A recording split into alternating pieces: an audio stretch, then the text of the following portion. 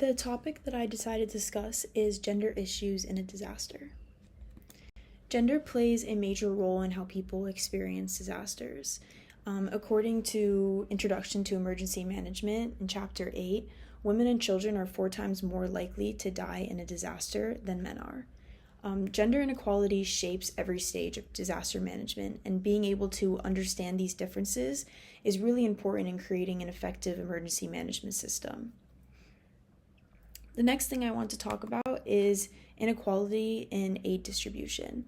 In many societies, women face obstacles in receiving aid because of gender roles and discrimination.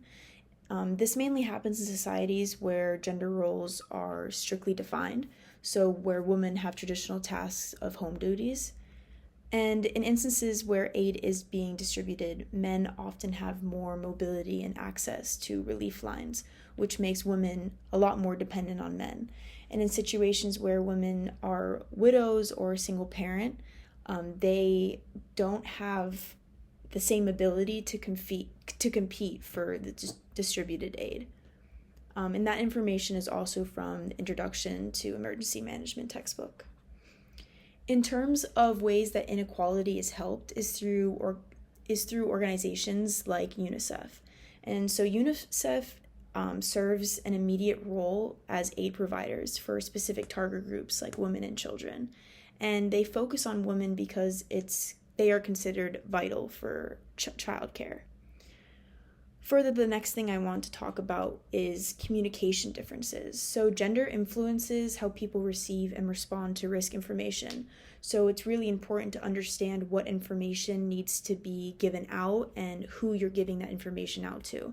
So emergency managers use this thing called audience segmentation, which basically tailors information to the characteristics of each audience, so whether that be men or women. Also, mass media is very important and can help target messages more effectively to women or men based on their roles and their access to information. So the next thing is gender inequality and how it intensifies disaster impacts.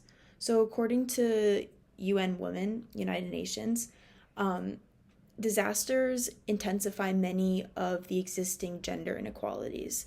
So women are often faced with limited access to resources, education, knowledge, technology, etc.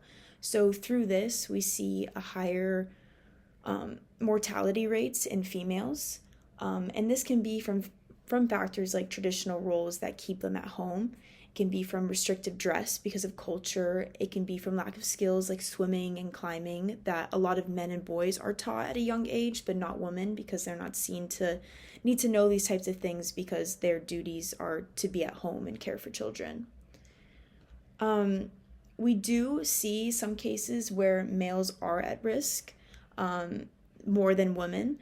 For example, also with gendered roles, if these men are working outdoors or at sea or at coast, they're more susceptible to getting injured or dying because they are in an outside environment where these disasters hit.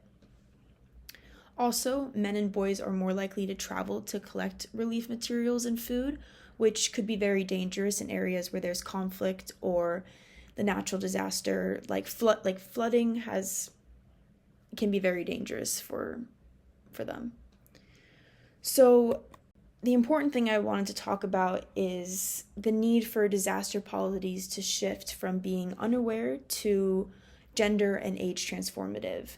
So rather than just acknowledging that these exist, we need to take action in policies to lessen the amount that gender roles affects. So humanitarian assistance must be sensitive to gender and provided to the most vulnerable people, which in most cases tend to be women. And an example of this is the United Nations Office for Disaster Risk Reduction. They called for women's inclusion in decision-making and planning, which can be really important to get that mindset and be able to create policies that are directed towards benefiting women as they are a very vulnerable group in disasters. And these are my sources. So as I said, it's Introduction to Emergency Management textbook. I use UN Women, one of their website, and then I also use a research paper that someone wrote with UN Women. Thank you.